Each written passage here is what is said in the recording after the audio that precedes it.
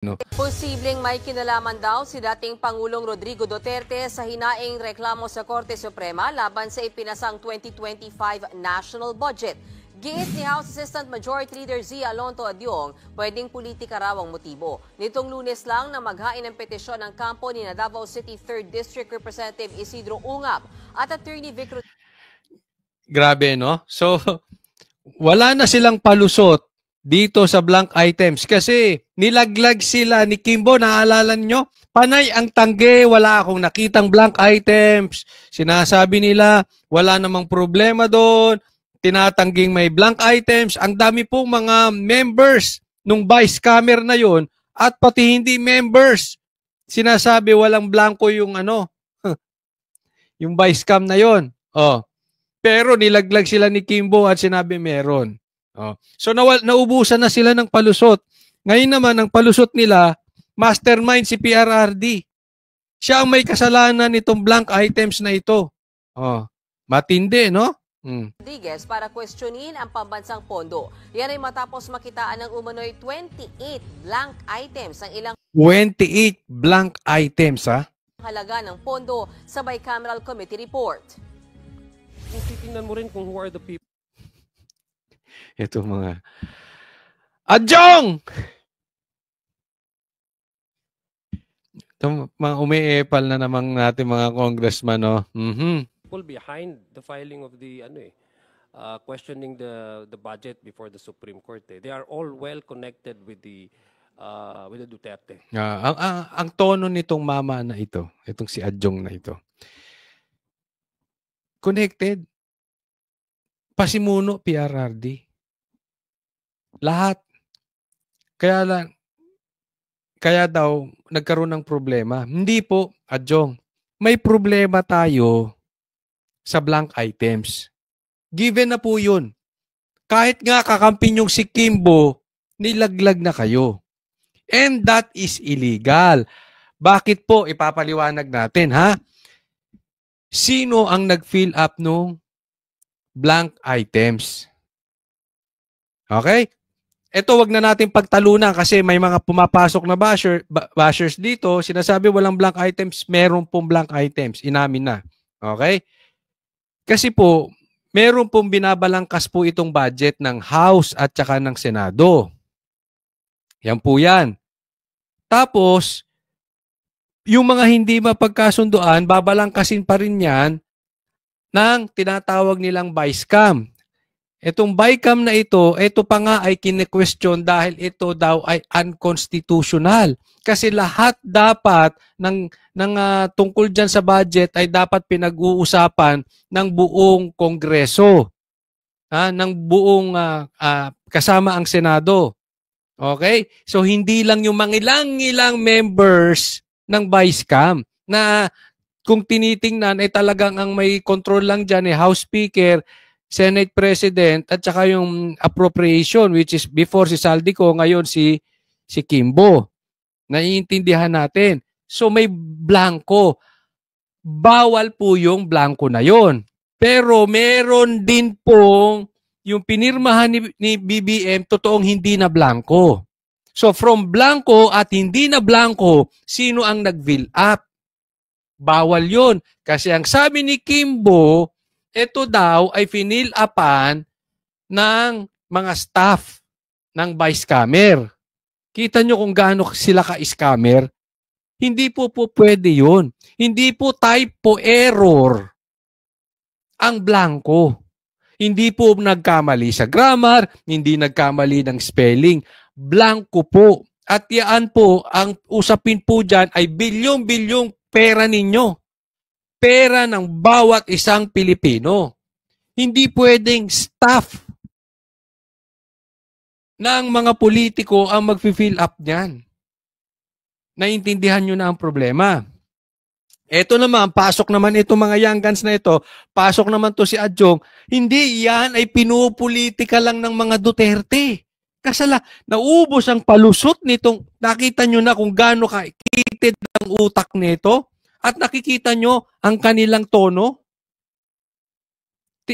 Yung isang balbasarado na congressman, sino naman ang sinisisi? Si BP Sara. Ito namang mama na ito, ang sinisisi naman, si PRRD. Nakikita mo ang tono ng congressman? Kayo ba ay mga politiko? Nagtatanong lang po o kayo yung sindikato? Kasi alam na given na may mali. May illegal na nangyari. Kumbagat sa mga documents, hindi mo papayagan na yung sekretary mo na lang ang pumirma.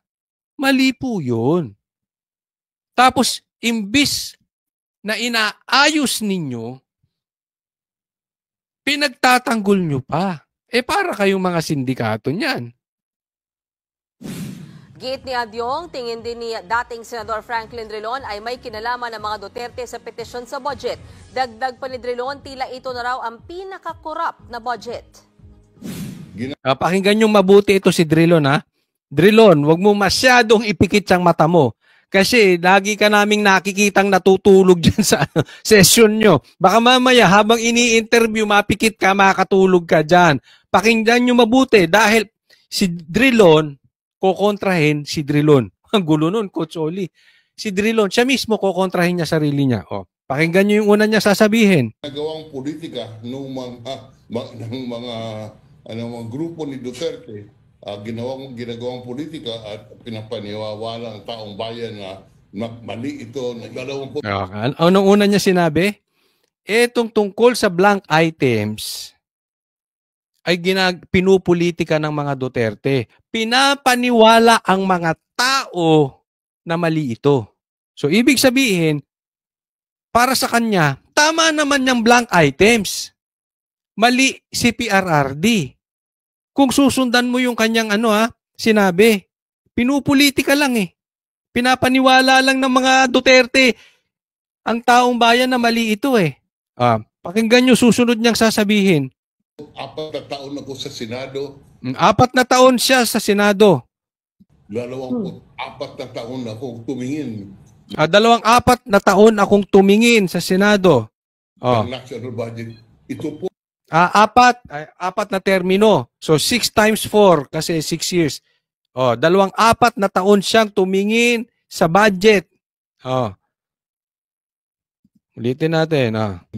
Ng national budget. Ito po ang pinaka-corrupt. Talagang minanggol nila yung... Ano sabi niya? Ito ang pinaka-corrupt. Ulitin ko mabuti National budget. Ito po ang pinaka-corrupt. Talagang minanggol. 4 na taon ako sa Senado. 4 na taon. 24 na taon akong tumingin ng national budget. Ito po ang pinaka-corrupt. Talagang minanggol nila yung budget. Kaya hindi na nakilala ng executive branch kung ano ang itsura nitong budget. That's bad. Nakita mo? Sabi niya, pinulitika ni PRRD at pinapaniwala lang ang tao na mali. Ano sabi naman nitong mama na ito? 20 taon akong senador. Binabantayan niya yung budget at etong budgetan na ito ang pinakakurap. Di kinukontra mo sarili mo. Sabi mo kanina, pinulitika lang ng Duterte. Pinapaniwala at niloloko lang ang tao na mali yung blank items. Tapos ngayon, sasabihin mo, ito pinakakurap. Drilon, matulog ka na nga lang, Drilon. Alam mo, itong mga ito kasi, hindi, ito yan, pati yan si Lamas. Ito si Drilon, itong mga dilaw. Hindi nila matanggap sa sarili nila na ang sumigaw ng hustisya dito patungkol sa blind items ay Duterte. Sila ay naniniwalang mali ito. Maling-mali. Including ito sila Lamas. Napapakinggan ko yan sila Napaka-sarcastic niyan, mga taong yan. Pero ayaw nilang ibigay ang credit sa Duterte. Ganun po itong mga to. So, ang pauna ni Drilon, binanatan si Duterte. Pero, sumang-ayon naman siya doon sa sinabi ni Duterte. At pansinin ninyo, hindi man lahat, pero maraming dilaw, ganyan ang tono. Sasabihin mali ang blank items. pero sisiraan ng Duterte. Hindi ko maintindihan itong mga dilawan. Sala sa init, sala sa lamig. Ha? Ayaw nilang magbigay ng credit when credit is due. Diba? Para sa kanila kasi, ang matinulang, si Cory, ang dilaw, ang dilaw, ang dilaw. Kaya naging inodoro ang dilaw di ba? Nung panahon naman nila, anong ginawa ng dilaw? May nagawa ba sa Pilipinas? After the 1986 EDSA Revolution, lalo tayong lumubog. Ngayon ba asensado tayo? Ang umupo dyan, dilaw. 2 Aquino pa nga ang naupo dyan Diba? Naikukwento ko lang. Kasi, nakita nyo naman sa mga pinagsasabi ni Drilon obviously, di ba? Para lang hindi niya mapuri si PRRD, pati sarili niya, kinontra niya. Ayan.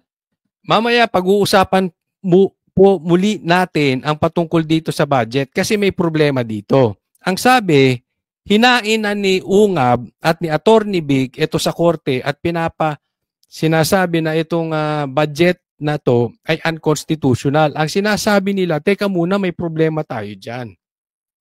Kasi kung gagawin nyo yan, walang budget, hihinto tayo? Paano gagalaw ang mga ahensya ng gobyerno? Mamaya, pag-uusapan nating malalim yan.